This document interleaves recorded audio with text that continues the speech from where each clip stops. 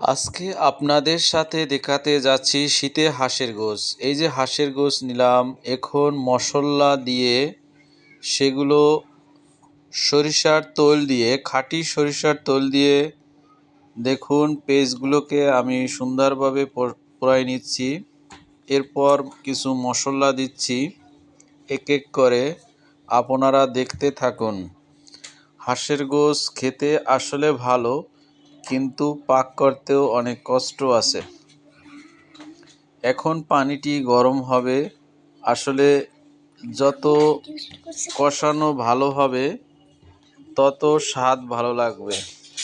এবং একের পর এক মশলা আমরা দিব। এই যে লবণ দিলাম, এরপর এই যে আরও লবণ দিলাম।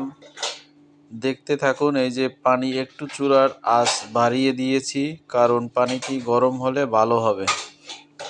আপনারা সাথে থাকুন কিভাবে হাঁসের গোশ পাক করা হয়। ধনিয়ার গুঁড়া দেওয়া হলো, একের পর এক দেওয়া হবে ইনশাআল্লাহ। আপনারা দেখতে থাকুন।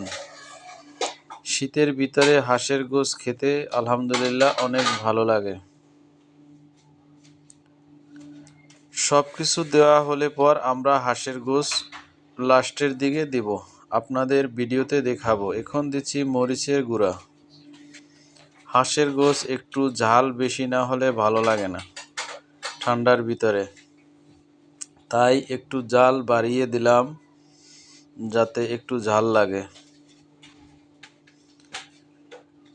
এখন আমি একটু নেড়ে দিলাম যাতে সবগুলো সব দিকে ছড়িয়ে যায় এবং ভালোভাবে কষানো হয় মশলাগুলো।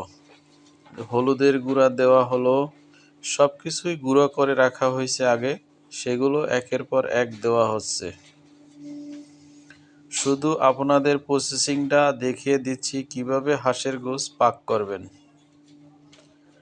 এই যে দেখতে থাকুন, চামচ দিয়ে নাড়ছি। এখন হাঁসের গোশগুলো দিচ্ছি একের পর এক।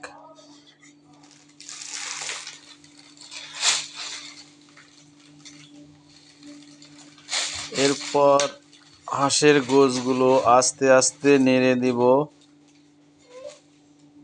মশলাগুলো যাতে গোশের গায়ে ভালো করে লাগে এবং সুন্দর হয়। আশা করি আপনারা দেখছেন। তবে আমার সাজেশন থাকবে 1 বছরের বেশি বড় হাঁস ক্রয় করবেন বাজার থেকে, তবে হাঁস পরিষ্কার করতে আপনার কষ্ট কম হবে। আর 1 বছরের কম বয়সের হলে হাঁসের গায়ে গজি থাকে, তখন পরিষ্কার করতে সমস্যা হয়। সব